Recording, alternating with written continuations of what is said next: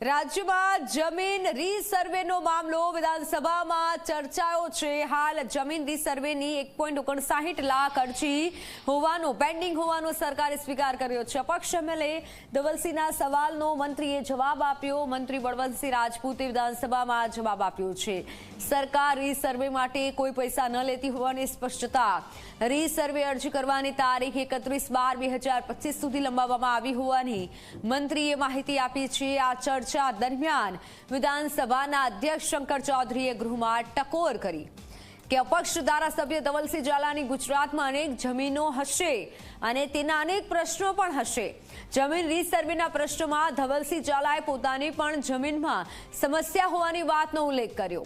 અધ્યક્ષે ત્યારે જ ટકોર કરી કે તમારી જમીનની વાત રહેવા દો, તમારી અનેક જમીનો હશે અને અનેક પ્રકારના પ્રશ્નો પણ હશે।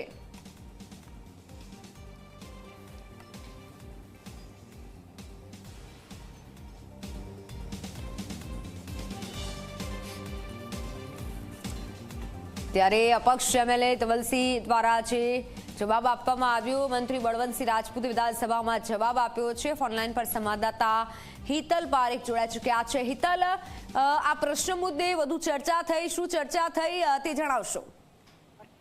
જે ચોક્કસ જમીન રીસર્વેના પ્રશ્ન અપક્ષ ધારાસભ્ય ધવલસિંહ દ્વારા ઉપાડવામાં આવ્યો હતો ને અરવલ્લીનો પ્રશ્ન હતો, જેમાં મંત્રી બળવંતસિંહ રાજપૂતે જવાબ આપતા સ્પષ્ટ કર્યું હતું કે રાજ્યમાં હવે માત્ર 1,59,000 જ જમીન રીસર્વેની અરજીઓ પેન્ડિંગ છે અને સાથે સાથે ખેડૂતોને અન્યાય ન થાય અને એટલા જ માટે આની જે તારીખ છે એ તારીખ પણ લંબાવવામાં આવી છે।